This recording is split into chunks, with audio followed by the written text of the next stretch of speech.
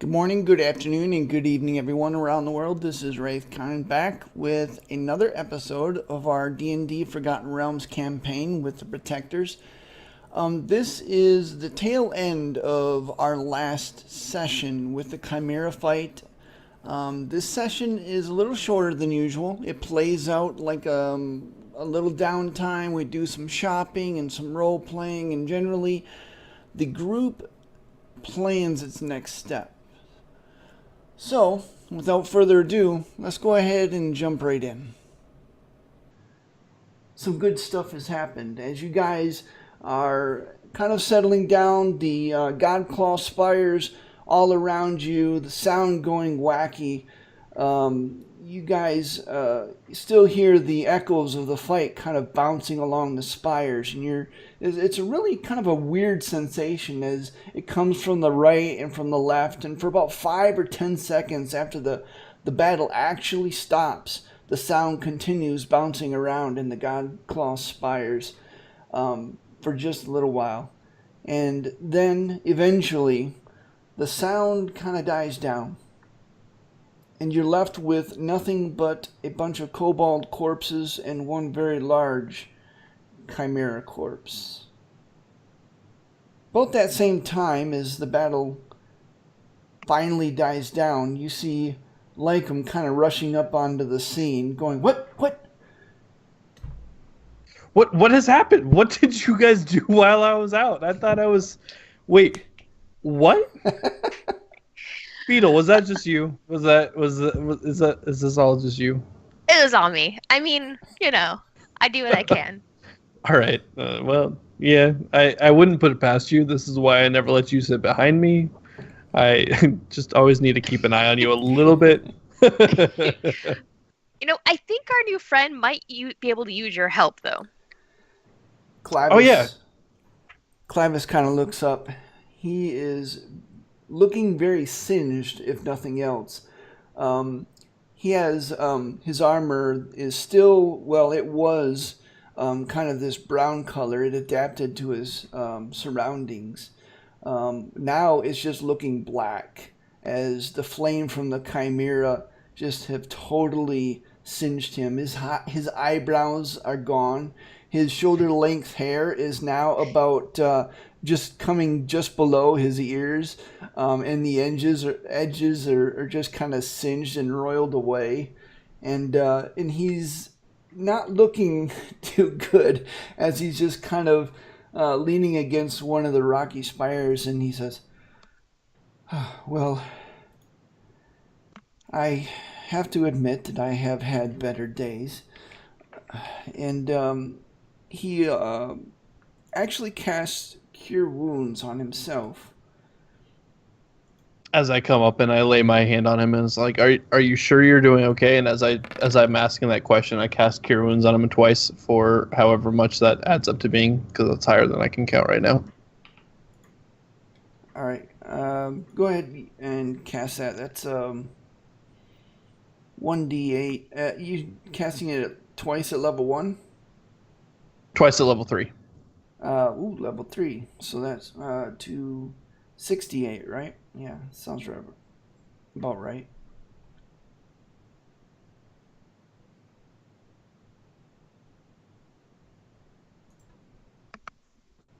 I pat Gladys on the arm and say, "Don't worry, Elfman, you're still pretty." Well, I think a haircut is in order. When I get back to Memnon, I'm sure that there's some ear barber somewhere waiting to shave my yellow locks. Does his armor need bending or anything, or is he good? His armor is looking singed, but otherwise in decent shape. Okay. And yeah, I healed him for 40 hit points. All right. Sadly, I can't mend his eyebrows back on. Emerald lays on hands on himself as he comes up to see how everyone's doing. Emeraldy. Out of character, that has a really awkward sound to it, like you're laying on hands to yourself just as you're walking up. Just there's a random thoughts. There's a specific spot that makes it okay. Yes, Man, Emeraldi, yes, that we divine did go smite there. thing. That's very helpful. Yay, Well, Verinar. that's right. It's all to Berinar. She just imbues me with this sense of righteousness, and when I hit something and I will it to receive justice, it just seems to pack quite a bit of extra wallop. And well, I had some feelings about that chimera.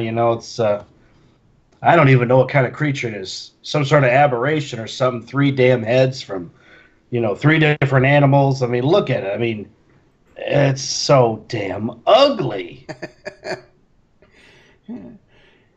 But its wings, I think, would make an excellent cape. Lycan walks up to it, kicks it a few times. You're like, yeah, you're pretty correct on that ugly part.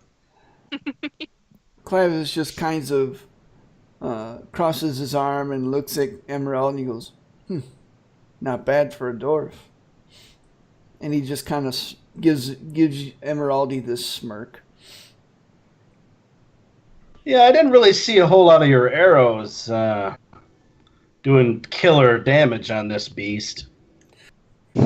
Besides, what kind of thing is that you're flinging them with anyways? Emeraldi pulls out his heavy crossbow. Now this is a flinger of damage right here.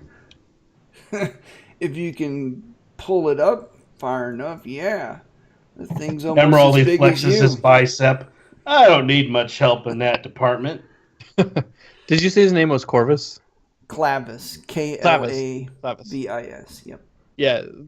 Lycan walks up and says, Clavis, generally I side with the elves on about anything that they come up with, but for once I actually got to side with this dwarf. And I slap Emeraldi on the back and this damn dwarf, he sure can put up a fight. Thank you. Besides, Clavis, it'd be better if we were allies in jousting, although this little bit of verbal play has been fun. But actually, this gnome here, now she has got a flinger. Vita, why don't you show him your flinger? Well, he could just look at like the 10 or so crossbow bolts that are in the chimera. Not that I'm counting. Yes. Well, how many of your arrows are in that chimera, Clavis? Come on, it's not a competition. We all lived. I know. Emeraldi- It was a So much competition. fun. We all know who would have won anyway. Most of my arrows are in the kobolds surrounding you. He has a point, Emeraldi. Yes. Well, now that we've done this thing, don't you think we should get on with it? Yeah. Cut What's- this. Can I get what's some that you were dragon's saying teeth about- out of this thing? I'm sorry, what, Banner? Can I get some dragon's teeth out of this thing? Hey, I want to take its wings to make a cape. You want to help me, Banner? I can Banner's do good some at that. carving if that's what you want. Yeah. Well, okay, go ahead, Bino. I start looting kobold bodies. Okay, The sorcerers first. all right. The kobolds aren't necessarily what you would call rich. I mean, they're kobolds. You did manage to loot 36 gold collectively from them.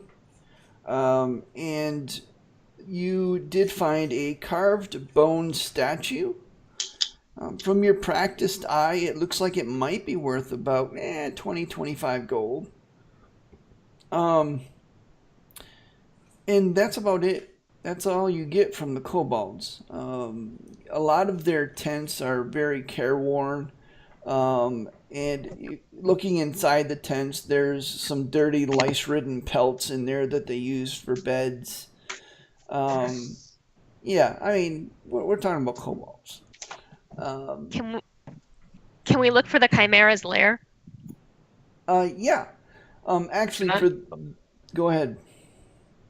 I was just gonna say, do you want me to roll survival for Yep. doing some skinning and stuff? And if someone is helping you, that'll give you advantage. Yeah, I'm Yeah, helping. I was going to say Lycan could help too. Nice. Nice. So yeah, you do with a little help from Clavis, a little help from Lycum and Emeraldi. You were able to kind of figure out how to surgically remove almost whatever you wanted. What did you guys want exactly? Dragon's teeth out of the dragon's head for me. I think Emeraldi said something about a wing for like fabric. Yeah, one of the wings to make a cape. Leather, yeah, I guess. All right. So you were able to get 3 dragon's teeth. Okay. Emeraldi, you were able to, with Banner's help, being able to kind of surgically remove one of the wings. The wings themselves are, kind of reptilian in nature, very leathery, and membranous. So you were able to kind of cut off like the membrane and leave the bone. So you were able to do that. Just mark it off as a length of chimera wing, I guess. Okay. Could we also take off one of the ram's the horn, one of the horns? Yeah. I mean, looking at it, it looks just like a normal ram horn. Very big, Okay. but aside from that, It could be a normal. good horn. Beetle yells down. I want a drinking horn out of one of those. Okay, let's take both That's of them on. you gonna swim in it? You gonna swim in it there, Beetle? Whatever. I can drink you under the Table something. which you stand under already? Yeah. Beetle, you sound drunk already, and I don't think you've had a drop to drink recently. I'm drunk on excitement over this awesome battle we just had. So yeah, you're able to remove both of the ram's horns without too much problems. I mean, a ram is a fairly common animal, so it's easy to figure out how to remove it. Anything else? All right. Beetle, go ahead and make a investigation check perception check actually, as you're kind of looking around for where this chimera may have kind of bedded down. You surmise that it's not far. Can Dawn help me? Would Lycum be able to be helping with this? Yeah, Lycum can certainly help you. Okay. And if you want, I can do my survival tracking or perception. Yeah. Yeah. Yeah. Track too. Yeah. You're able to kind of see with again with Clavis's help and Lycum's help, since they're more familiar to to nature in general. You're able to kind of follow the tracks. There was a lot of tracks all through the Godclaw spires, and it was kind of hard to decipher. But after about 20 minutes, you all were finally able to decipher the newer tracks from the older and kind of backtrack them to its lair. And its lair wasn't really what you were expecting. Of course, maybe and maybe not. It depends. You've never really seen a chimera before, so you don't really know what to expect. But its lair was actually a nest in the southeastern part of the Godclaw spires. And it was a fairly comfortable looking nest, and it had quite a few things in there. As soon as I find it. Beetle decides she also wants the lion's head skinned if we can get it, because she wants to make a cape out of it and have like a lion's head cape. That lion's head is going to be huge. It'll shrink if we dry it. Yeah, I'm gonna say now it's gonna be like you're gonna put that lion's head on you, and it would engulf your entire upper torso. We can use it when we are the totem pole. I'll kill you a normal sized lion, Beetle, like a cub, and we'll make something out of it. No, don't kill a lion cub. No, I mean like a young one, not like a baby, but like. All right. Don't hurt a baby lion. So Just give me the baby lion. you were able to find 2,500 gold and 10,000 silver pieces. In addition, you find a few other things. A rusted fork. I know, right? Weird, but they've been ambushing these merchant caravans and Chimera. I mean, you never know what they might take interest in. But you see a rusted fork, an artificial nose made of copper that has a leather thong attached to it, a set of leather riding gloves with the initials JM branded onto them. And just as you were about to kind of turn away, because most of it's just junk. Well, the rusted fork is probably just junk too, for all you know. But you're just about to turn away, and a glimmer in the sunlight kind of catches your eye, and you turn back, and you see this really interesting looking blue crystal shard that's just laying almost like in the center of the nest. Ooh. Beetle picks it up. Okay.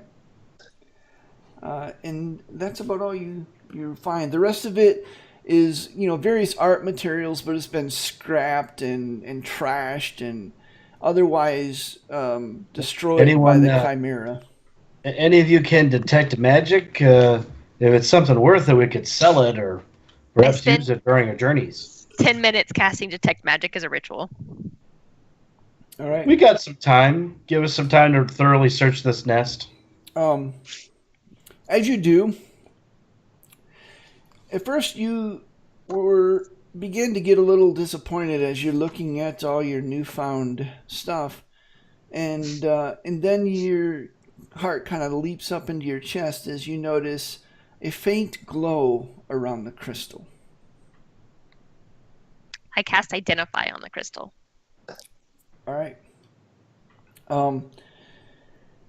As you cast Identify,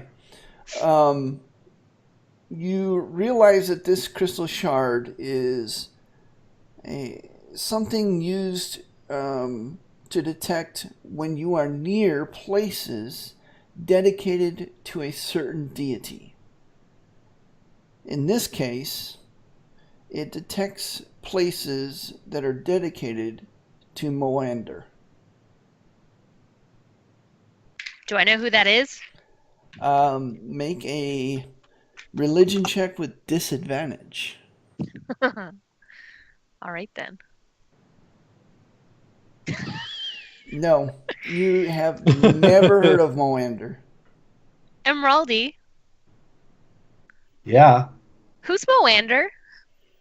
Let's see. One of the gods. Emeraldy starts going through his memories and all the pantheons of pantheons. Let me see here. I don't know. Let me think about it. I'm going to make my roll, right? Religion check? Religion check.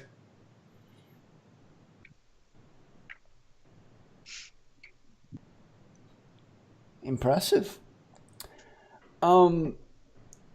You vaguely remember Moander as being a dead god. A god that was once alive back when Mithranor in the Elven Empire was at its height.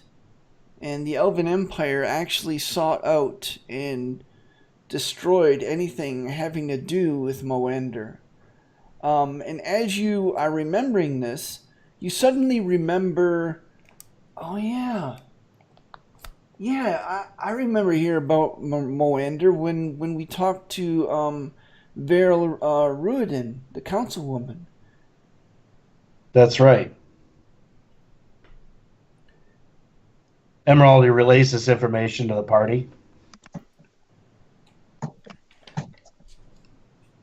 Okay. Wasn't this one of the? Oh, that's right. This was the god that worked with Marilith Queen. Oh. Some sort of triumvirate up in the north. Remember they work together to do a bunch of really bad stuff. That's right. Well, this could come in handy then. Beetle's going to find, like, she wears a belt with all kinds of pouches on it. She's going to find one that's kind of open enough that she can see. If it starts to glow, like, she might notice it. Okay. And just kind of keep it on her from now on. Okay. Aside from that, you don't really notice anything else as being magical.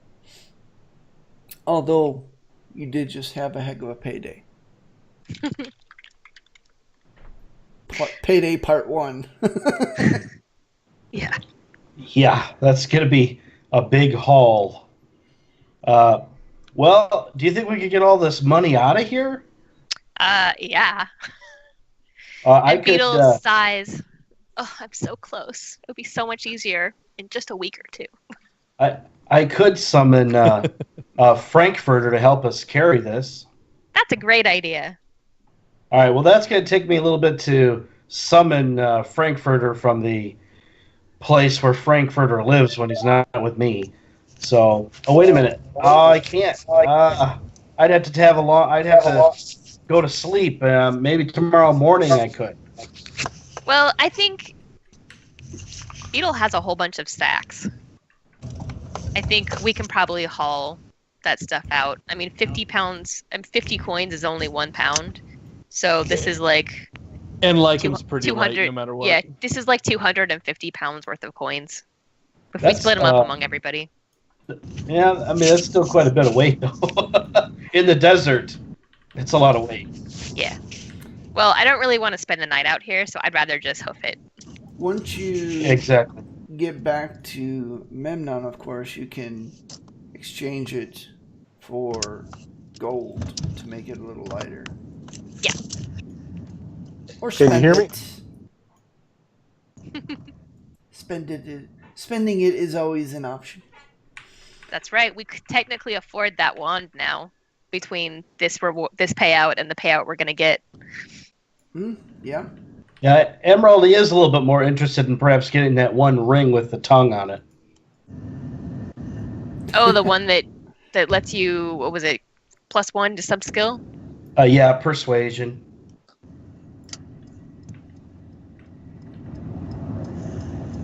Well, that is definitely something that you could possibly do.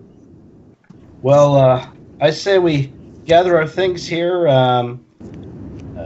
Anyone want this? Well, some of this weird junk. I mean, this copper nose. I mean, it doesn't look like it belongs to anyone, but it's so interesting. Yet I'm not so sure that it's something we want to take. But Pretty sure Velis might like that.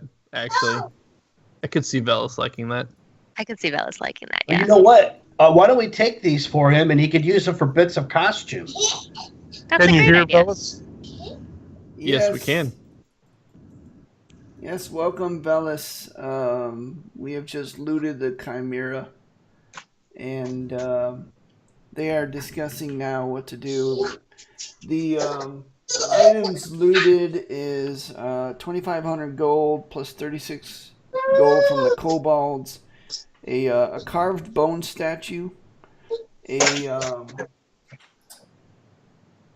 artificial nose made of copper that has a leather thong attached to it, a rusted fork, a set of leather riding gloves with the initials JM branded onto them, and a crystal shard that glows blue when near places dedicated to Moander. Ah. And so now they want to know if you'd be interested in a copper nose, apparently. Well, Emerald is wondering whether he'd be able to use it for... Well, Velis, I'm just curious if you'd be able to use those gloves and the copper nose maybe for some sort of costume or something, or maybe some sort of performance. That could very well be, my friend. I'll look does any of it appear magical? No, it does not. Okay.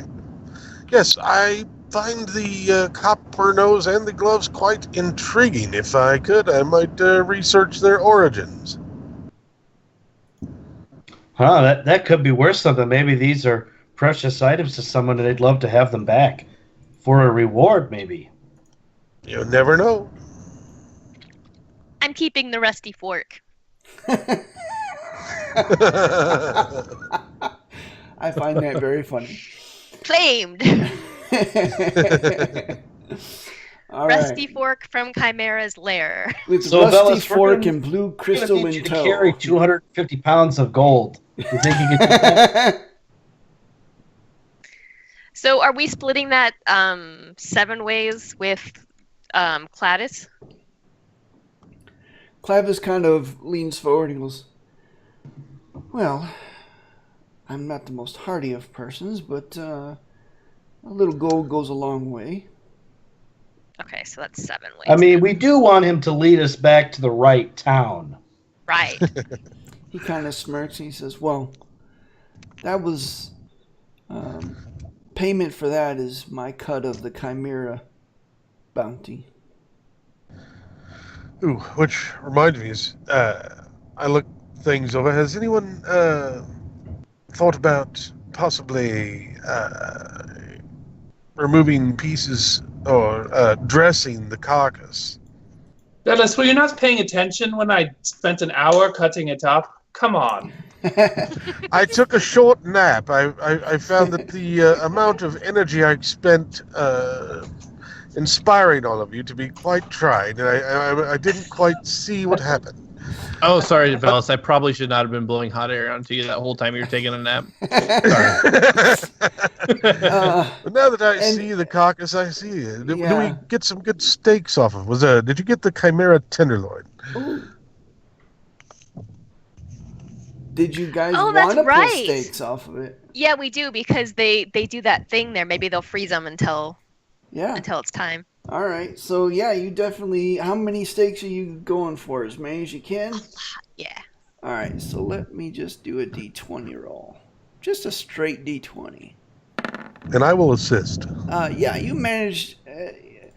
actually, Clavis is sitting back there kind of laughing at you all because you butchered this carcass so badly that you only get 8 steaks out of it. I mean, this is a huge freaking creature, but you only managed to get these, maybe 16-ounce steaks, really thick and really well cut, but the rest of it, you're just like flailing away at it, and it's just like, no.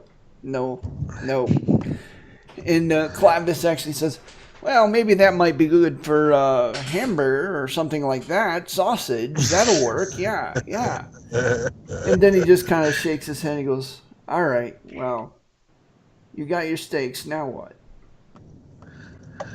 I look the group over and I say, it might not, as many monsters as we run across, it really might not hurt one of us to maybe read a book or take a butchering class when we're not, running from adventure to adventure.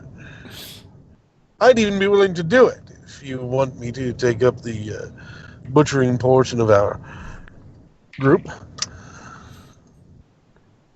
I'm good with this. Excellent. I believe that one of the most important things for a butcher is to have a very sharp knife.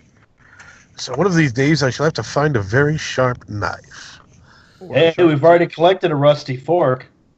Well, that is Beetle's. I would not even think of trying to take Beetle's rusty fork. You better not. A doodle hopper. My doodle hopper. Well, I for How long does detect magic work? 10 minutes. Okay. Are we walking back? Well, I think that's a good idea, Clavis says. He looks at the sun. It's nearing almost midday, and he just kind of says it's about to get very hot. Shall Let we? us journey forth. And in short order, Clavis again leads the way back to the northwest. north-northwest as he leads the party back towards Memnon. With having never been this far south, nor in this desert area, would Lycum would be keeping an eye on what's going on. Does he see any creatures that are new and unknown to him? Maybe something that I pull Banner aside, being like, "Hey, Banner, what's that?"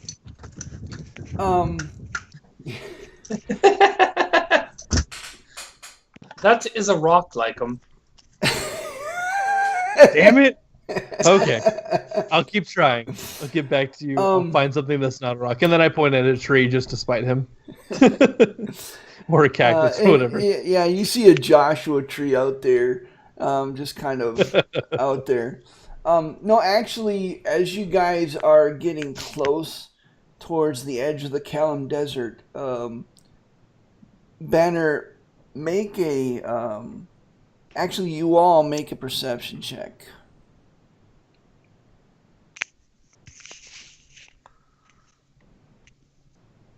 Would someone mind rolling for me? Oh, sorry. Yep, I will. That's all right. I just walked into the house. I joined the call on my phone while I was driving here. All right, give me just a second. I gotta pull up your. I can turn my light on now. Oh, there we go. That's better. I had a guest for a few minutes there. Someone was a little antsy, All right. so she wanted to lay in my bed instead.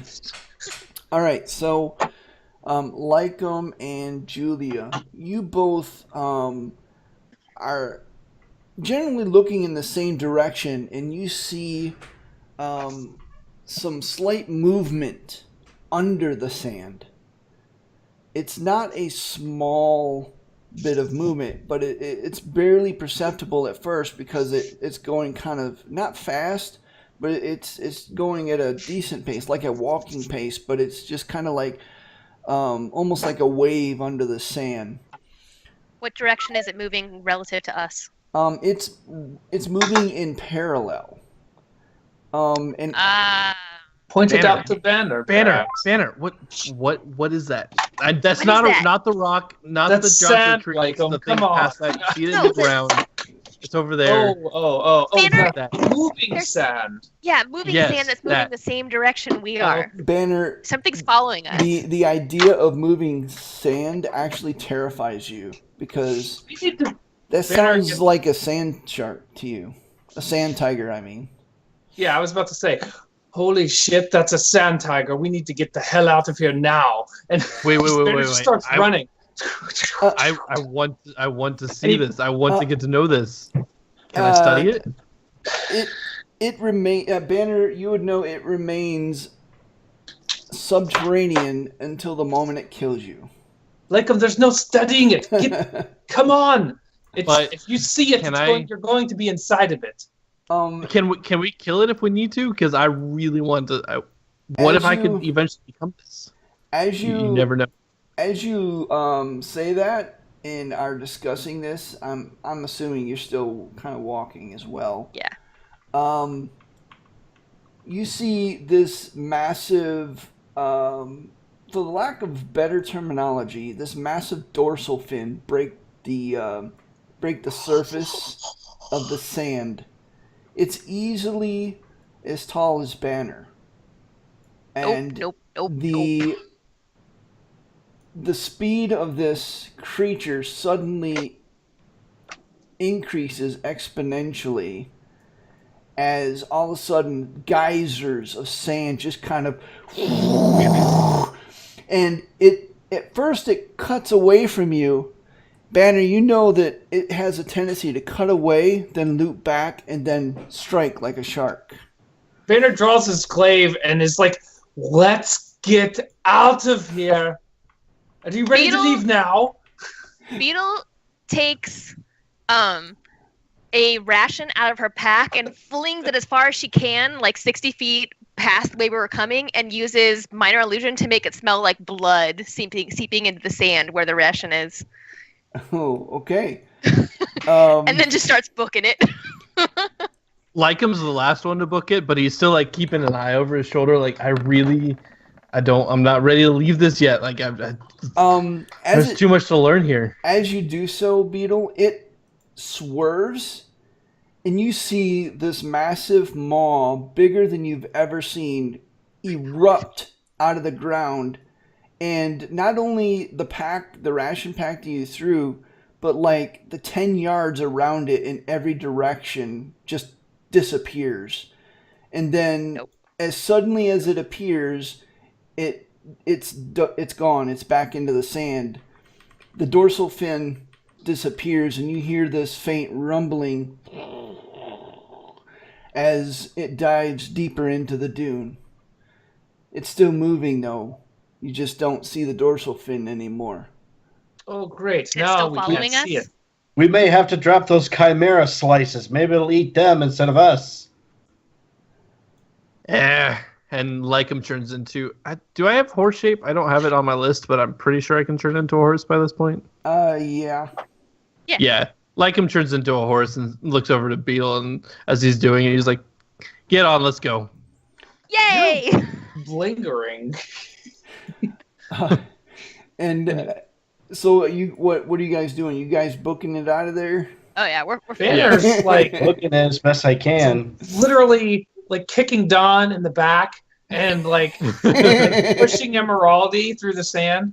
I have seen Banner just already being 100 yards ahead I'm of us, just just like he doing the just took same off. thing. I'm like chucking rations and casting minor illusion to try to distract it away from us. I'll use all of my rations for this. All right.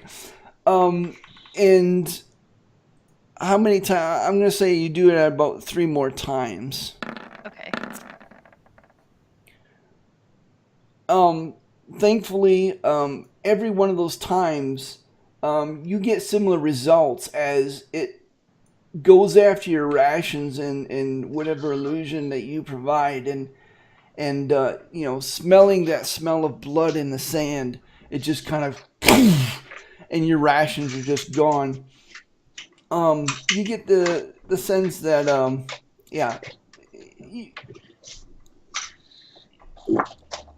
you guys have never seen a dragon, so I can't really give you any comparison. But pretty big monster. You guys cross that threshold away from the Calim Desert, and Banner, you kind of breathe a sigh of relief because you know they can't go into that harder dirt. Gosh. Running one from one of those things twice in one lifetime is twice too many. Twice? When did you do But I it had to run before? through the desert when I got away. Holy crap. How did you get away last time?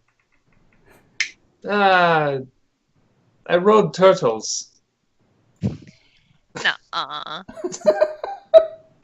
Yeah, I strapped 2 desert tortoises together, and they don't bother them because the hard shell bothers the stomach, and I stood on them and rode them out of the desert. All right, if you're lying through your teeth, I want you to make a deception check, and I want whoever wants to insight check on this. Beetle chooses to believe him because she wants this to be true. So does I'm going to say that. Velas. Can I say that Banner is embellishing a little bit? He's not completely lying.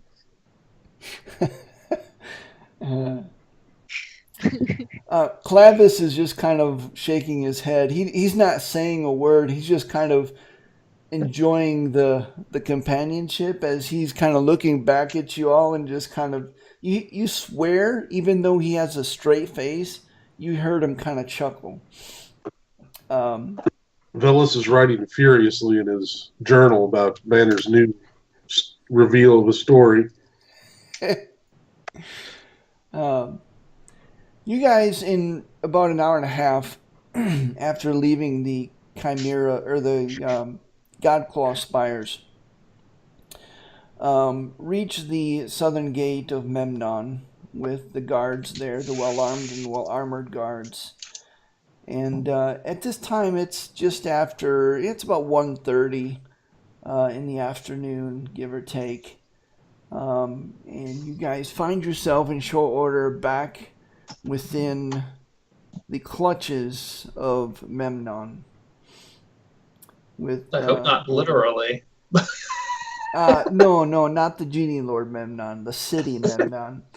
Though one would argue one is not exclusive to the other.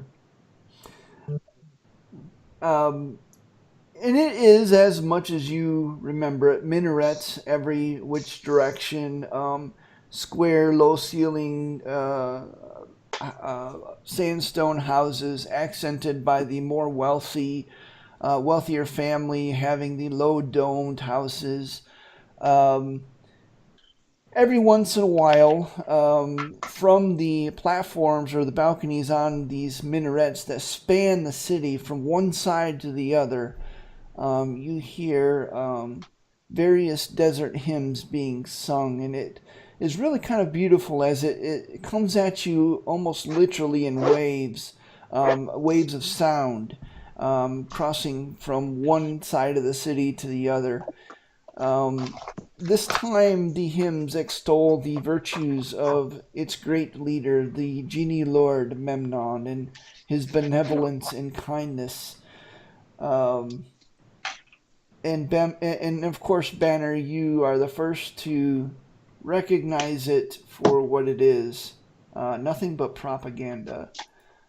But nonetheless, that is a tradition spanning thousands, almost 7,000 years.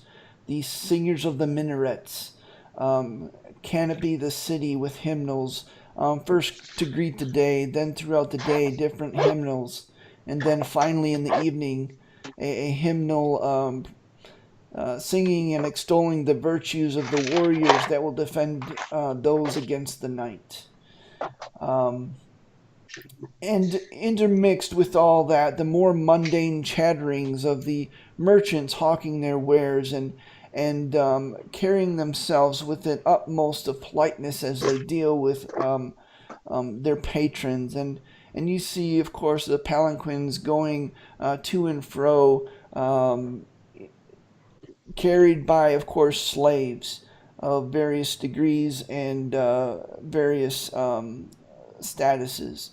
And by that I mean that the wealthier houses, of course, their slaves are well appointed and well clothed, whereas the less wealthy houses, or maybe the houses that care or care not at all for the slaves, choose to clothe them in rags, or in some cases, not at all.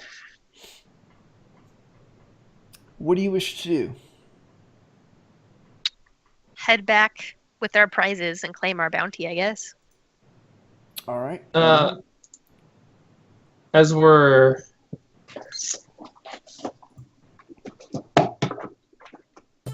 Well, after we get our bounty, I certainly need to go to the money changer, Me and I too. want to go buy that ring.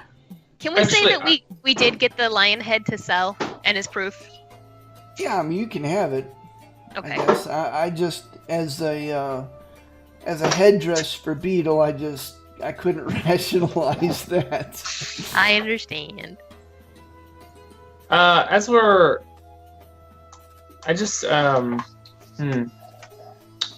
we walking through the market on the way back? Yeah, the market is actually, well, there's actually a couple of different places. There's the bazaar, which is towards the center of the city.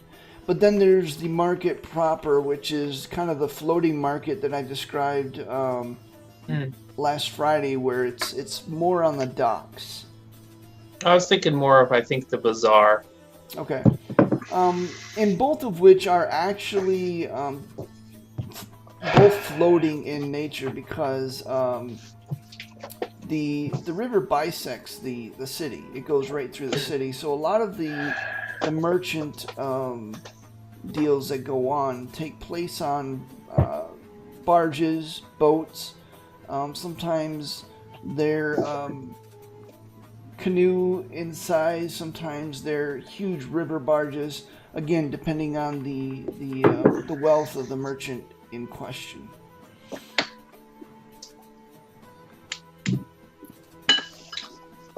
We're not passing that, though. No, yeah, you are. I just was curious. Any strange any people calling out with anything strange or interesting or making wild claims about magical items as we walk by? Wild claims? Oh, there's plenty of those. As they kind of say, you know, not so much magical items, but items of historical significance. You know, such as the sword that first slayed Memnon and imprisoned him for 1,000 years, which is, you know, as you know, ridiculous because there's no such sword that exists. And you have various hawkers of questionable wares that are of wares that are of questionable historical significance. That's you know, doing their business. Is there anything in particular you were looking for? No, I think Banner was just sort of curious. He's kind of having mixed feelings about being here and thinks is just looking. He's not the type to take something that's just like he definitely doesn't want to be. He's not so, I guess, sentimental that he just wants a token of Calimshan, but it would have to be something useful that he could sort of legitimize it to himself, like that he's not really missing the heat and basically, you know, where he came from, even if he hates the people there. Right, I get that. Yeah, I mean, there's maybe not so much magical wares, but there's less mundane wares that are, you know, more appropriate to the culture as well. I don't know how much you, out of character, I don't know how much you had a chance to read what I gave you earlier. But I did peruse it a bit, yeah. All right. You got your cool chainmail veil thing last time. I did. My wolf face that changes when you look at it. That's The sweet. creepy wolf thing. Yeah. Creepy wolf. So, Jeff, I got this mask. It basically, because Banner was covering his face, but now he has this thing. It's like a chainmail, like, face thing, and it's like the maul of a wolf, and it changes, like, it growls at you when you look at it, kind of thing. He can respect that. Which he already got. I just want, you know what I want? Banner is going to find a sash, like a waist sash, Oh, that yeah. would normally be used to tie robes. Yeah, there's all kinds of sashes. Some are quite decorative, gem encrusted. Others are just kind of normal brown, red, blue, white, that kind of thing. Others are beaded. What exactly are you looking for? Is it possible Banner could find a sash? This is kind of a crazy ask, maybe. It's very specific. I want a white sash that prestidigitates itself clean, so it always stays white. You know what? Make an investigation check. Good gosh. Never gonna get this sash. You do have Bert. He can do that for you. Yeah, unfortunately, as you are kind of asking around, you just self-cleaning sashes. Anybody seen the self-cleaning sash? You get met with a lot of blank stares, which is not too surprising. I mean, you know, if it was Calimport, perhaps, because they do have the Guild Arcane there. Mm-hmm. So something of that nature would not be necessarily difficult to come by. Yeah. But this is more of a place that exports like clay pots and fish and that kind of thing. While it is known to have one of the most powerful wizards in Calimshan here, not necessarily a place that is for buying or selling of magical items. per Okay. se. I don't want to hold things up anymore. Sorry. It's okay. That's what we're doing this for. As we're walking, Mhm. Oh. You froze. whatever street food stand smells. Oh no! Can you guys hear me? Hello? Yeah, we can hear you now. Hello? You're good Okay. now. Feels sniff in the air, and she's gonna stop at whatever street vendor food stand smells the best. Okay. Yeah, the food here is actually smells delicious and very exotic as you kind of smell a variety of spices ranging from a little bit of a sweet tang to a very spicy hot smell. You managed to find a vendor that looks like he's got like this meat on a stick, and the meat is not like what you would expect it to be, like hard and crusty, but more like juicy and succulent, and very and he's got some eggs there that he's cracking, but these eggs are not like the chicken eggs like this.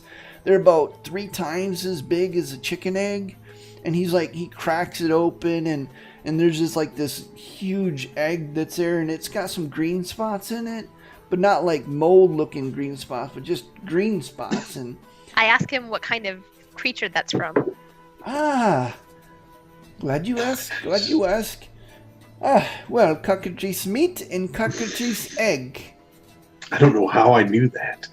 There'd be 5 silver for the cockatrice meat and another 7 silver for the egg. Very good, very good. I take, hand yes? him 12. Yeah, I hand him 12 silver. Now that I have so much of it. And he gives you a very large stick that is Bigger than my easily head. about the size of your head. Yep, and and a very large cockatrice egg on this kind of a big leaf, and he kind of hands it's like a wooden tray, and on top of the wooden tray is this leaf, and then on top of that is the cockatrice egg. And buy Banner an extra buys one of stick. the eggs too. I buy an extra stick of meat and hand it to Banner. Oh. Little taste of home. Is this Banner looks at. He's like, is this spicy? you want spice? I can do spice. Very, very good spice. And he pulls out Make it this as hot as you can. oh. He pulls Banner out. gets a grin. He's like, "Thanks, Beetle," and he bites it while he watches Bella Snow. So he pulls out this black bag, and then when you say that, he puts the black bag away and takes out this red bag, and he takes out the spicing, just like a handful of it, and kind of coats it, like dry rubs the meat and places it back over the fire. And when he does so, the spice, whatever it is, kind of actually lights on flame and flares up for just a moment, and then it goes out, and he kind of smiles. He takes a smell, and you can smell it from there. Your eyes are actually starting to water from this distance, and he goes, very good, but just pay in front, twice the amount. Pay up front, pay up front. I pay. 10 silver. And I wipe my eye and I go, it smells so good it brought a tear to my eye. It reminds me of what Mom used to make. I bet you 10 gold he vomits. Clavis just kind of looks at Velas and I'll take says, that bet. I'll take that bet. 5 gold. 5 gold that he doesn't even make it past the first bite.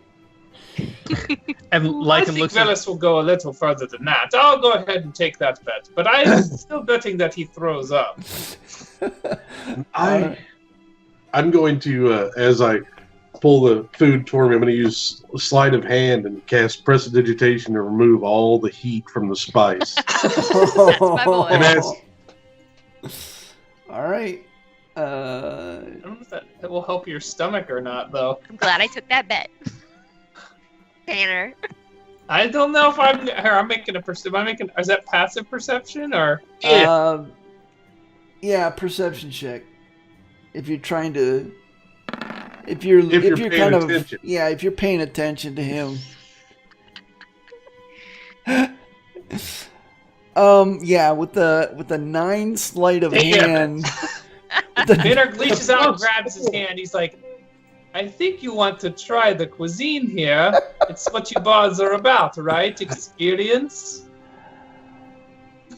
I look at him and I just shrug and I Beetle Go does ahead. it. Beetle, sleight of hand, does prestidigitation for him because I bet on him. So I'll make a new roll.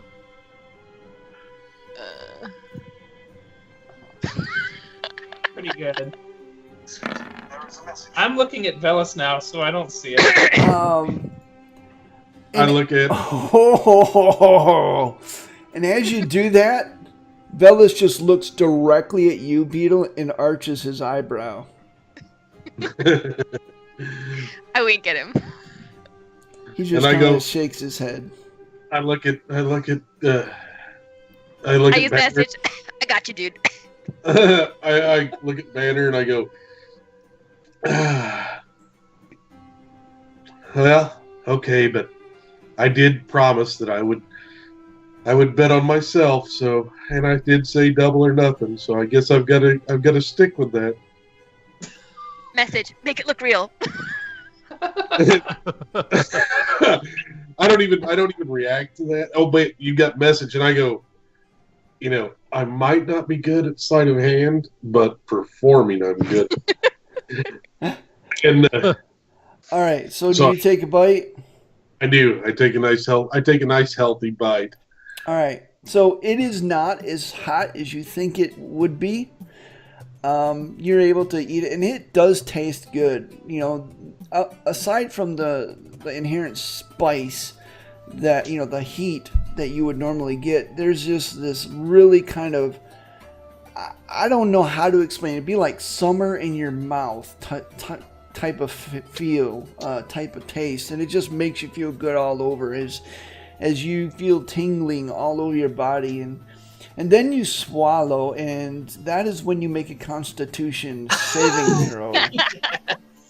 As Do the it. spice hits the acids of your That's good for me, though. the acids of your stomach, and I'd throw up. Banner, you know exactly what happens because you have grown up on this kind of food, and you recognize the telltale signs of that happening.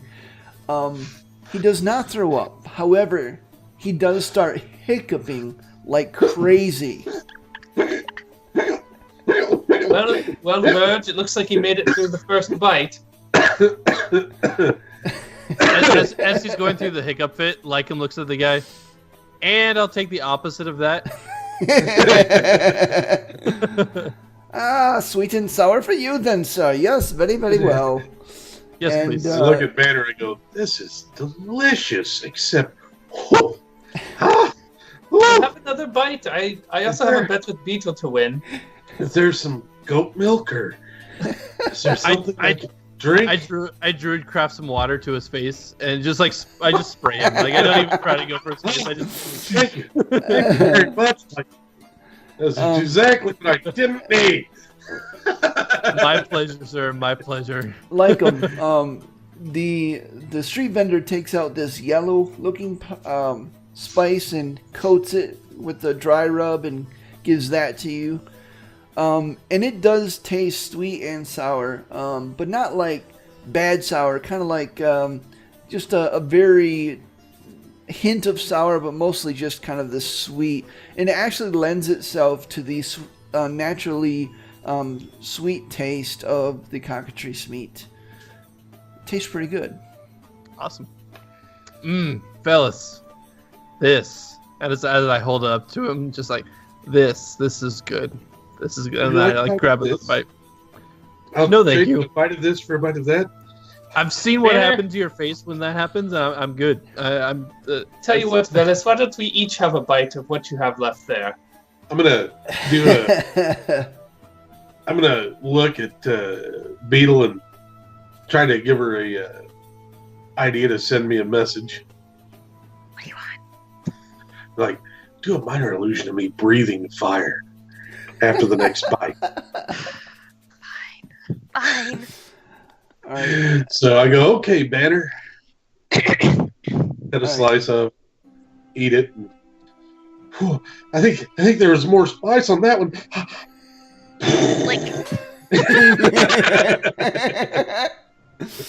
At this point, I turn around and look at Beetle. Can Lycan figure out what's happening there? Can I just assume what's happening? Yeah. I mean, it's kind of hard to believe that he's actually breathing fire from eating some food. So I think it would be a logical, intuitive leap. At this I'm point. not casting it as I just rolled, but I'm gonna cast Produce Flame like right off the end of it just to kind of extend it and then leave it on fire so like the stick or whatever it's sitting on just is sitting on fire so it like, just freaks him out. I look at Beetle. I'm like, what the hell? All right, everyone. What did I tell you before we got off the ship? Don't do this. You said Yes. don't do this. And as you guys, as Banner, as you're saying this, you kind of look around, and indeed, all of the Calimshites around are kind of looking at you guys, and as they pass by, and some of them are like, huh, and looking at you like you're, outlanders, only outlanders, and others are just kind of shaking their head and giving you guys a wide berth.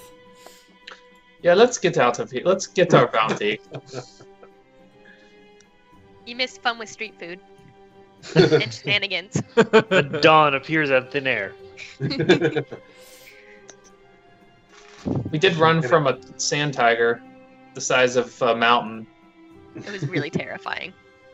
I really want to go back and watch that. I want to become that. Anyway, Probably not a beast. Actually, its challenge rating is so high you would not be able to out of yeah, I was character. gonna say I don't think. That's I Is it a assumed- natural beast? I assumed that was the case, but I had no idea. I couldn't find. You said sand shark is what it's called, or Sand tiger. Yeah, I couldn't find it in like anything. It's that a I little bit of quickly a searched. misnomer, granted, but nonetheless, that is what it's called. All right. So, in the wake of your food extravaganza, what are you guys going to do? I think we'll Go get our bounty. go collect our bounty. All right. I want to buy another bottle of sand tiger venom before we leave, though. All right. Man, something the size of a mountain is venomous too. Thankfully, What? you know that sand tiger venom around here is a little cheaper than what you bought it, so that's probably a good thing. All right. If it's so such a prized commodity, we should just stick around and just hunt them to harvest it. No, I just checked You the can check the certainly game try. tie. Just updated with how much money everybody got so far. Okay. you guys make your way through the city, back towards the fine gold chain, and you see the same individual that was there before. And I just realized I do not have my notes open as I once again kind of backpedal just a little bit.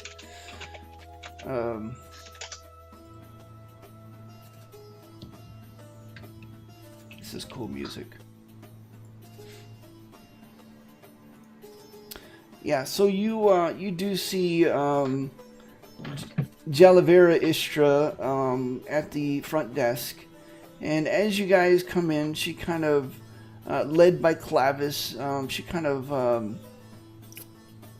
arches an eyebrow and she goes, "Well, I honestly didn't expect to see you back, but I'm glad to see you nonetheless. I take it things went well." Beetle, like,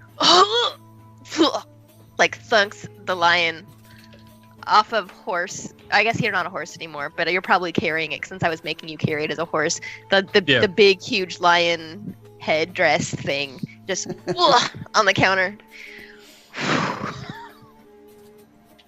Jalaver just kind of looks at it, and she just kind of picks up a staff and kind of pushes it, and just kind of pushes it right off of her desk. And she goes, "Yes, well, I would say that you were successful." That was only head number 2. Number 2? It had 3. Please don't tell me you brought me the other 2 heads. No, just this one. Oh, thank goodness. Well, very well. I believe that's 2,800 gold, yes? Uh-huh.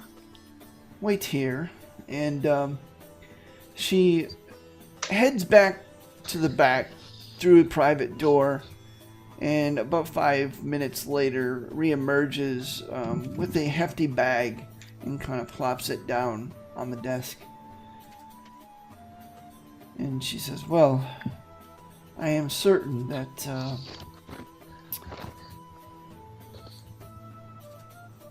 the Memnon will be pleased at this development. It has been disrupting trade for a good amount of time, and he's been waiting for a particular shipment." Oh, "Yes, well, that is neither my business nor yours, now is it?" not particularly.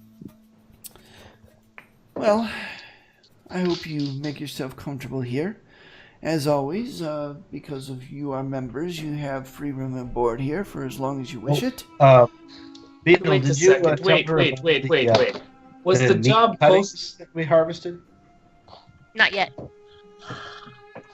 That was dialogue. Who posted the job? All of our posts are anonymous.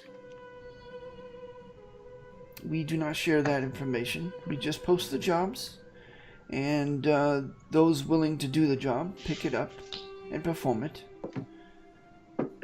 Most of these jobs are mostly... we have some monster contracts, mercenary contracts, caravan contracts. Those are typically the kind of jobs that go through this place. There are, of course, an occasional contract in which someone may be looking for adventuring parties to conduct them safely through a archaeological dig in the site and the like, but those are few and far between. At Emeraldi's prompting, Beetle says, "Oh, I almost forgot. We brought something else too." And she takes out the wrapped steaks that they carved. She says, "I know we're a bit off from the next solstice, but if you have a way of preserving these, chimera steaks might be interesting for the next feast." Well, you slap all 8 of them down? I keep one. Okay, you keep one 16-ounce chimera sirloin. She takes out a wand from her desk and like taps each steak, and they instantly like flash freeze. She says, "Well, this is a very nice addition. I hope you're able to be here in our next feast. Unfortunately, I believe it's due in 2 weeks." I'm not sure how long it'll take us to complete our business, but if we can make it, we would love to. Well, Perhaps you know of a way to travel faster than by boat? I say jokingly. she looks at you and she goes, "Oh, of course we do. All of our fine gold chain branches also have teleportation circles." Is it? Wait, Emeraldi, Wait. didn't she say yesterday that there's, or this morning that there's one of those in Earthhome? Not Earthheart, but Shertalar, I remember for sure. Huh. Is that near Earthheart? That's where we're sailing to. And how long, out of character, how long it's supposed to take us to get there by boat? 8 days. It's on the map. Wait, do you have one of those near Approximately. Rockcap's foot too? I'm sorry, what? Have you heard of Rolcath's Foot? Do you have one near there? Rocas Foot.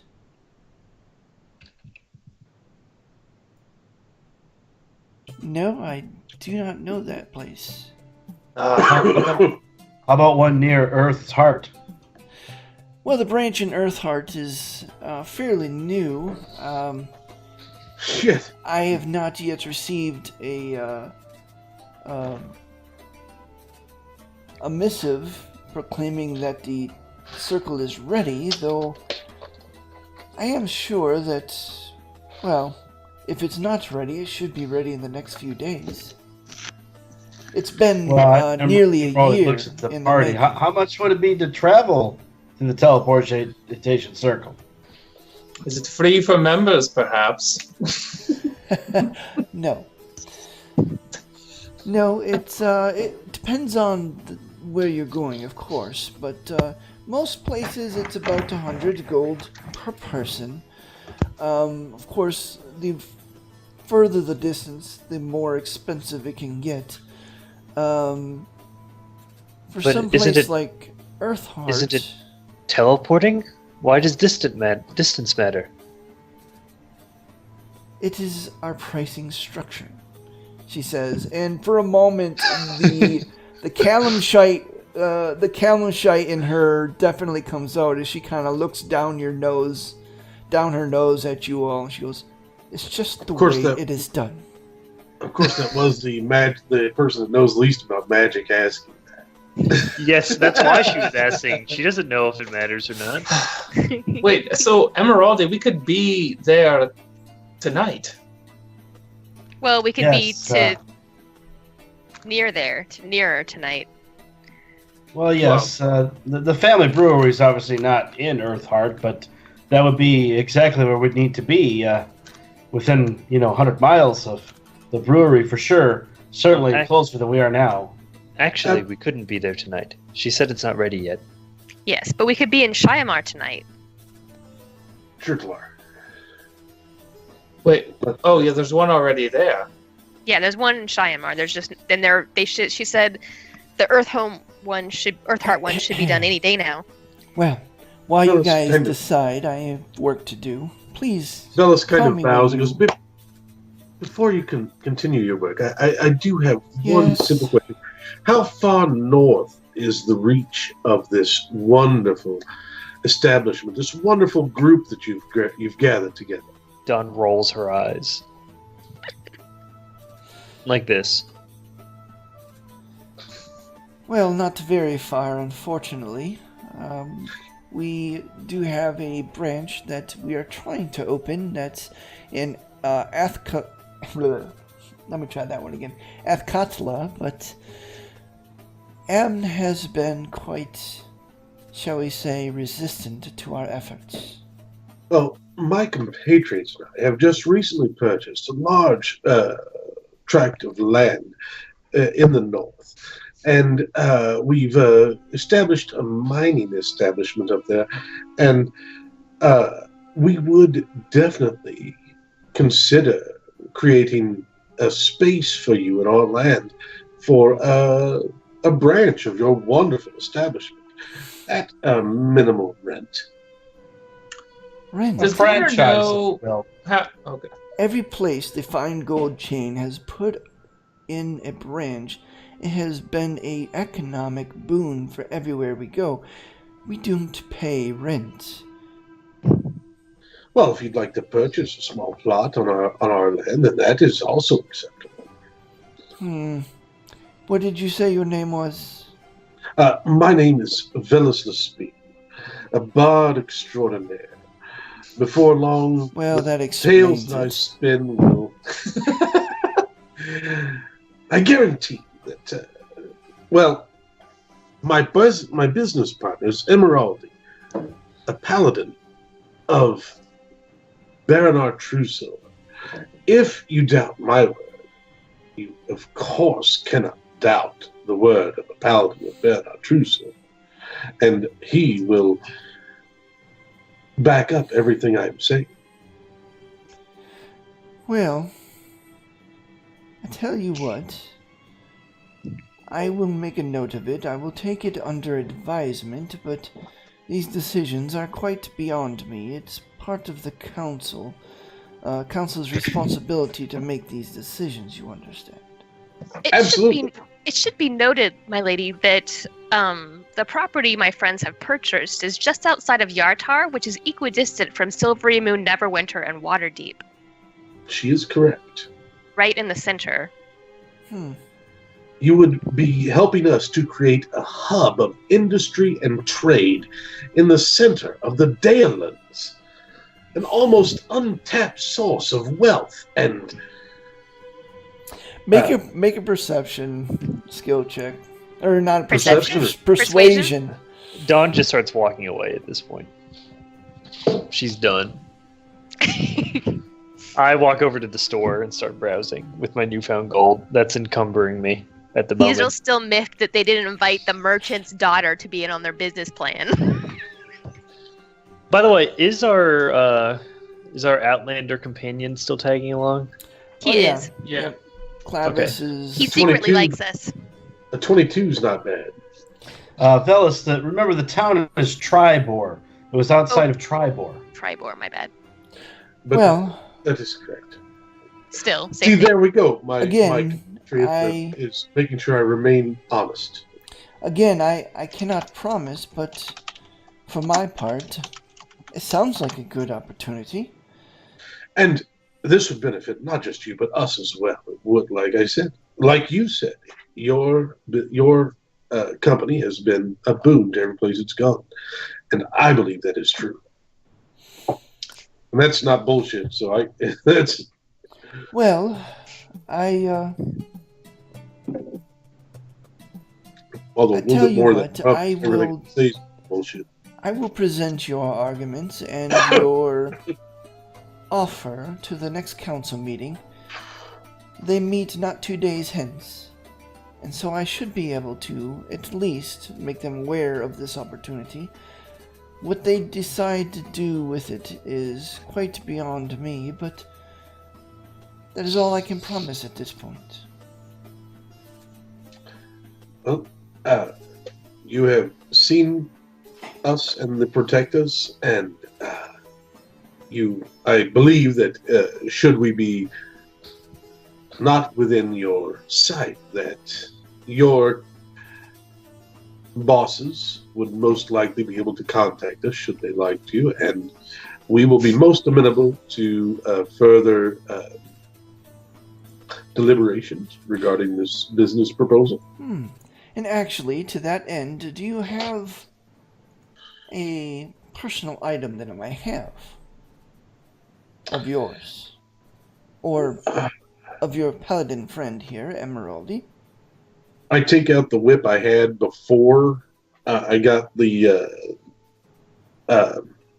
one that has laced with steel, and I go, this is very important to me. It's personal. It's the first whip that I was taught to use by my Drova master. So there, you may have this. Very well. With this, we should be able to locate you and reach you should we need to discuss things further. I look at Beetle and Emeraldy and say, did I do kind of like a did I do good kind of thing? I use message. Awesome. Tanner go walks find away. He's extremely Clavis. frustrated that Velis just gave them something to locate them to a Calimshan. I walk over to Organization. Clavis. Okay. Don Clavis is actually leaning against the wall, and he's got his now normal posture of arms crossed, kind of watching and listening to the proceedings, and you can't really tell what he's thinking about all this. You just have this stoic expression on his face. I use minor illusion to make it sound like a creaking floorboard just out of his sight over to the left while I'm walking up on his right,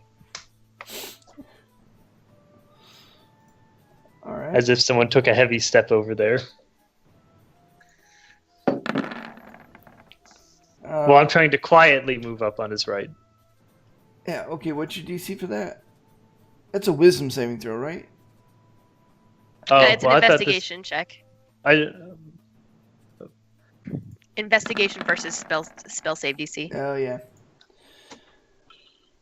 Okay.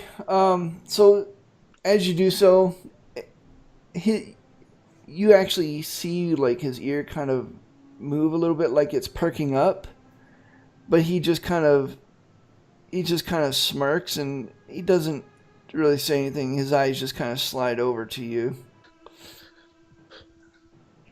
Hello, Clavis. I didn't really get much of a chance to talk after the battle earlier, but are you doing all right? I saw you took a little bit of a beating over there.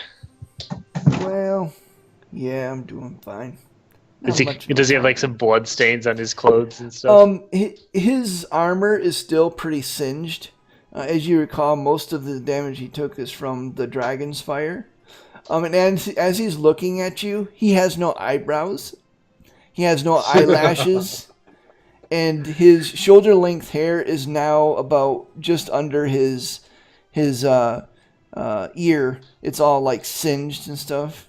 I just wave my hand and cast Prestidigitation to clean everything off. That is a non-physical injury because I can't heal him. But right, and all this charcoal layer on his armor just kind of comes off in this fine powder, and he just kind of looks down. And as it does so, you notice that his armor has changed to the color of the wall that he's leaning against. He goes, well, thank you.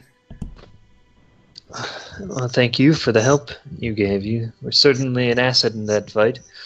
I was wondering, what are you going to do after this? Where are you going? You certainly traveled a long way from where my companions have since seen you.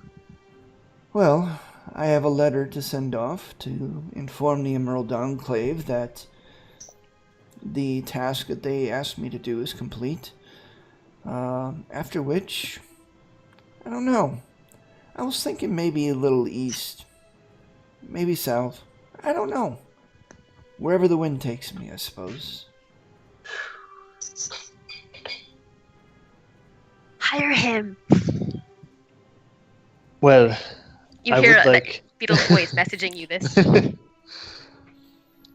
Well, with my companion's permission, I would like to extend an invitation for you to travel with us, at least for a time. Could certainly use someone of your skill set, and you've proven yourself to be a worthy fighter and a staunch ally. We're traveling southeast at the moment, but after that, well, we go all over the place. Any particular destination? Yes, we are currently... Don pauses, trying to recall the name of the place they're going, because... Shirtler. Yeah, And then I know that. Earthheart. Looking at it on the map, but Dawn forgot. She has an intelligence of 9. She grew up in the high forest and never left until 2 months ago. She doesn't know what the heck's out in the continent. Hey, Beetle, what's the name of the city we're going to? Earthheart by way of Shilar. Yeah, we're going there, wherever that is. I think that's south. It might Clavis, be west. Clavis kind of, his brow kind of scrunches up and he looks a little confused. Shilar. Never heard of it. And I know almost every place around here. Shirtalar. Shirtalar? Ah, Shirtalar. Shirtalar. You don't want to go there. Yeah, How come? well, the place I'm going after that is probably somewhere even less desirable. So we're working Beetle- our way up. Beetle now walks over because she's become part of the conversation, sort of from a distance, but she hears him say that, and she's like, "Why? What's wrong? What's going on over there?" His eyes kind of slide over to Emeraldi because he remembers briefly some conversation about Earthheart, right? And you just told him. And so he looks questioningly at Emeraldi. And, Aren't you from Earthheart? Well, yes, near, being a hill dwarf that I am. But you don't know what happened to Shirtalar. No, not after I sailed her port for up north with my paladin teacher, Darren Shieldbash. What happened? Well, I hate to tell you this, but Shirtalar's gone. What do you mean gone? They just told us there was a teleportation circle there. Well, I don't know what they've told you, but from Do you what mean, I've like, heard, Disappeared? no, well, I'm not sure. Honestly, it's been a little over a year since I left there, but when I left, there was a great explosion in the North Wall Mountains. Entire mountain disintegrated. Blue fire, like from the spell plague, came coursing through, hitting anything in its wake, and last I heard, it hit Shirtalar. As far as I can boy. tell, it's probably... Well, if it still stands, it's probably not in good shape. If that's true, why haven't we heard anything about it? That'd be news all over the continent if the spell plague is returned. Yeah, and you said like the spell plague. What do you mean? What do you mean by that? So all of you... Most of I mean, we're you... all standing pretty Let's close. see, like, Velis I And- unconsciously and- rub my magical arm. and Beetle would probably all know that even though the spell plague officially, quote unquote, ended about 15 years ago, that does not mean that All traces of it have all vanished. traces of it or all occurrences of it have completely vanished. That just means that it's not like you don't have these plague storms that happened back then where it would just decimate entire tracts of land and the land actually heaved and moved and entire islands submerged and other islands reappeared, and in some places it would actually rip free of the earth and to this day just kind of float there. So most, especially like him, you be aware that there are such occurrences still happening.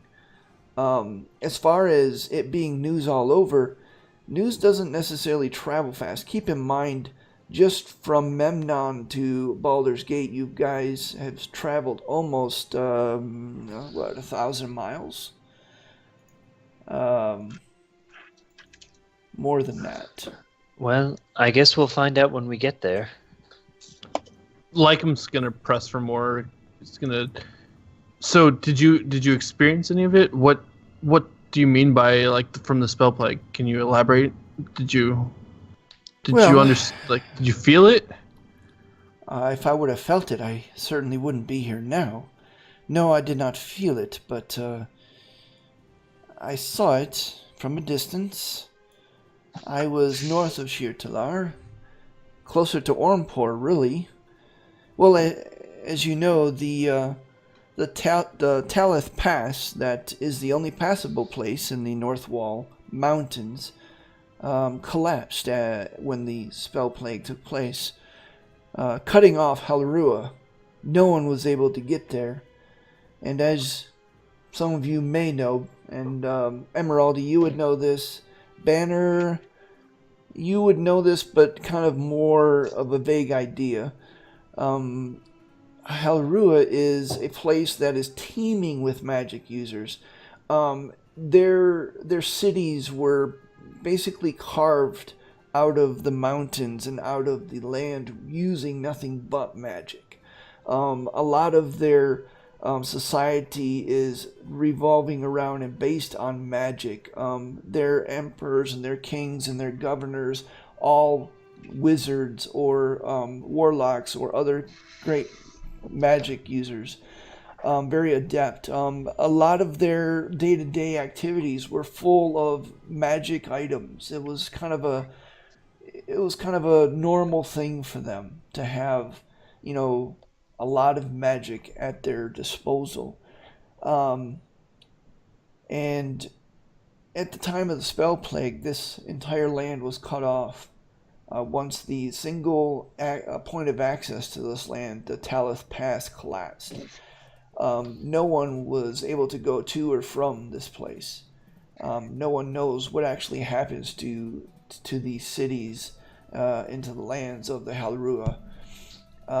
Until apparently, as Clavis tells a story a year ago, or maybe a little over a year ago, where an entire mountain just kind of disintegrated or collapsed or something, and a new pass was formed, and from that pass, blue fire kind of raced northwards and to the west, hitting any town or village or anything in its way, wreaking havoc. And as Clavis kind of finishes his explanation, he says, well, the best I can tell, Shirtalar was hit as well. Not many ships, well, no ships that I know of have come from there. And no one talks about what happened and what they see, but every one of them has haunted look in their eyes. Huh. We sort of chartered a ship to take us there. They didn't seem that concerned. Maybe Well, they didn't know. It's true. if they don't frequent the south, then it is unlikely that they would know. Most captains, most ships have a specific theater of operations. As you know, they stay within a certain defined area. Is Well, can't we Televeris- bypass the whole thing now anyway? Isn't that what we should do? Save ourselves 2 weeks of travel, wait here 3 days, and take the teleportation circle? I agree. From what Yeah. I've heard, the spell plague is not something to be messed with. Yeah. Well, we have paid for passage on the ship, so we should tell them to go ahead and go to Shirtalar. No, we and should then- not. If it's No, not we safe, shouldn't if it's not safe. they might not know. I look at Clavis. What about Ormpur? Ormpar is, as I remember it, well in hand. It's doing better trade these days, from what I hear.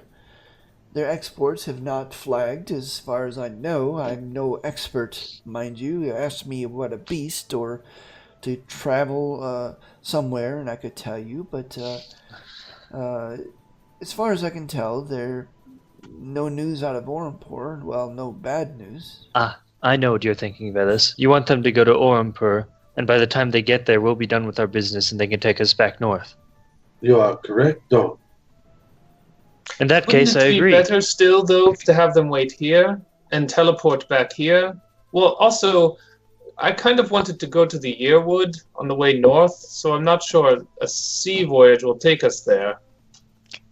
The Learwood is far, I think, far southeast of. No, it's No, actually, it's not that north. far. It's north of Emeraldi's home, Oh, okay. based on the maps we looked at. Okay. Yeah, because we were gonna see if we could access the Feywild from there. Out of character, did we pay for a round trip on the ship or just one Nope, way? Just one way. One way. That's what I thought. All right, you got 5 minutes to make a decision. I say we dispatch the ship because we didn't pay for a way back anyways, and we don't know how long we're gonna be. I don't really want to pay them to sit around and wait. Fair enough. We'll I find our think own we should passage take back. teleportation. The sooner I can find my mother, the sooner I can help set Should my we family aright. Shall we see if they have a branch in Ormpur as opposed to Shirtalar? And if they don't, then do they know whether or not Shirtalar is safe to be teleported to? And What? out of character, I would remind you that your wagon is on the ship. Oh crap, that's right. I don't have anything on the wagon, so I don't care. Neither does Lycum. Well, I mean, we can go get stuff off the We can go wagon. get But the what are we wagon gonna do and with the haul it. wagon? We're not Yeah. going to teleport with it, but we can No, grab the it- stuff we need off of it. With Hey, your- Right, Brian, we could- I have a couple just very quick shop questions. See if Uh-huh. any of them have these specific items before we sign off for the evening. These are all uncommon items in the DMG that I'm interested in. The three that I'm looking at are the So can we say that we, while they're talking about that, do you guys want to say that we got our stuff off the wagon and had them leave the wagon here in Memnon until we Yes. can reclaim it? Yeah.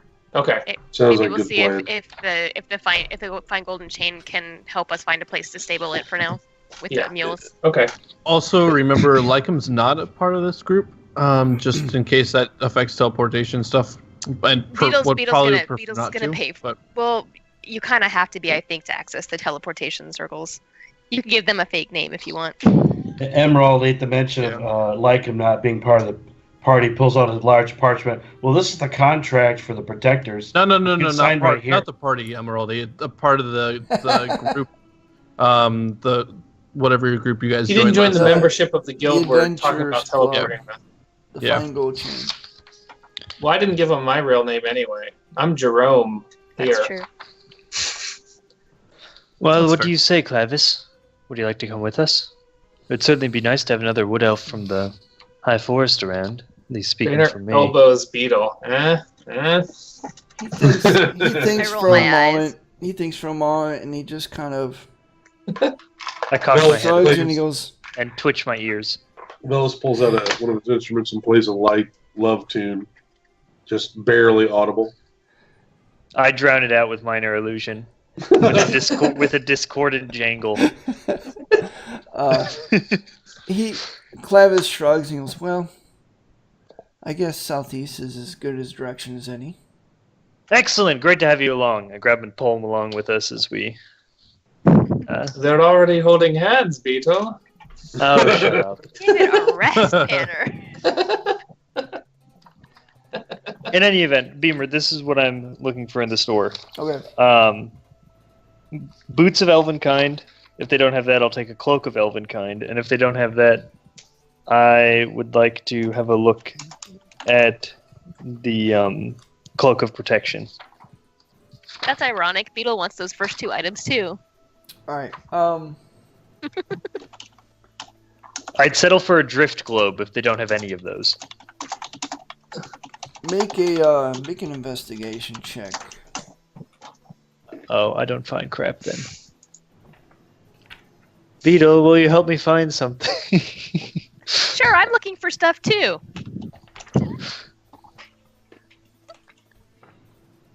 Alright. I will... Oh, did you roll? Yeah, I did. I got 22. Okay, good. Because I was about to use my Tides of Chaos to try and make that investigation check.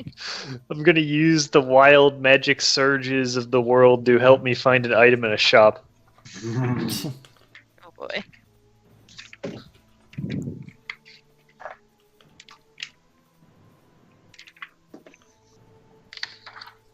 I don't remember seeing drift globe. That sounds very familiar, though. Oh, it's just a glowing orb that kind of floats around and casts light. And once per day, you can cast daylight. But just kind of like hovers around behind you while you walk, like a mobile light source. Or you can like throw it up in the air and it just like floats around, illuminating things. Okay.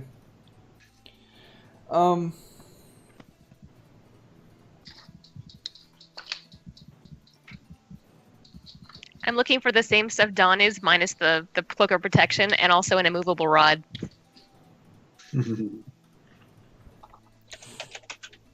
So some of these things you're not going to find simply because that's not going to be very commonly available.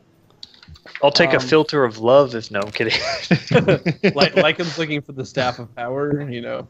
Yeah, I'm the just Holy Avenger. Bottomless while you're at quiver. it. So out of all of your looking, you do manage to find the cloak of Elvenkind. It was actually a passing merchant on his way to Calimport, deciding to set up shop for the evening as, selling a few wares before retiring for the evening, and then in the morning intending to continue on towards Calimport. He seems very reluctant to part with it, and says that he would willingly let it go for about 850 gold. Let me take a quick look through. If I trade you this potion of fire breathing as well, how much would that knock down the price? He kind of looks at it, and he looks like he's having this inner debate, and then he just kind of shakes his head and goes, "I'm sorry, I don't deal in potions." All right, well, 850 you said? That's a little steep, but if you brought that down to 800, that I could do. All right, make a persuasion check. All right, this time I will use Tides of Chaos on it. To give myself advantage. I didn't need it. Oh well. Well, I suppose I can let it go for 800. And he kind of reluctantly folds it very carefully, places it into just a plain burlap sack, cloth sack, and hands it to you. Beetle verifies that it really is what he says it is by casting Identify It as. Like she gets in the way. Okay. As Dawn takes it, her eyes sparkle with new magic item that she acquired. Beetle is jealous. That's her first choice of item too. If you're nice, I'll let you wear it sometimes. Beetle was helping I shrug it off. Dawn make that investigation, right? Yeah, well, Yeah. I tagged along while she looked for it, All right. basically. All right. So yeah, that's all you're. And to keep in mind, this is not a place that normally has a lot of magic items. That's okay. I spent all my money on it anyway. Their cheap export is fish and clay pots. Hey, now my cloak acts like Clavis's, where it kind of blends into the scenery around me. We can be wood elf buddies. Yeah. All right. And with that, did we decide what you guys were going to do in terms of... We're teleporting. All right. We're teleporting. We're boarding the wagon here in Memnon and teleporting to... All right, so boarding the We're wagon... waiting a couple days though and doing We're waiting a Earthmark, couple of days right? to teleport Okay. Teleport? I like Teleport. teleporting. teleporting. Okay, so it'll be for boarding the wagon and feeding the livestock and take care of that. It's going to be 50 gold a week to do that. Okay. So I pay them 1 week in advance. I tell them we'll make up the difference when we come to claim them. All right. Well, then what we will do is this is going to be where we're going to stop for the night. Well, that does it for this episode of our D&D Forgotten Realms campaign. If you have enjoyed this video, please remember to hit the like button. If you have enjoyed watching the entire campaign, remember to subscribe to my channel. We will have more forthcoming. Our next session is live on Twitch on May the 20th at 6:30 p.m. Eastern Standard. And so come on in, join us, tune in to us live. Or if you can't make it, of course, we will always put this up on this channel. Until next time, have a great day.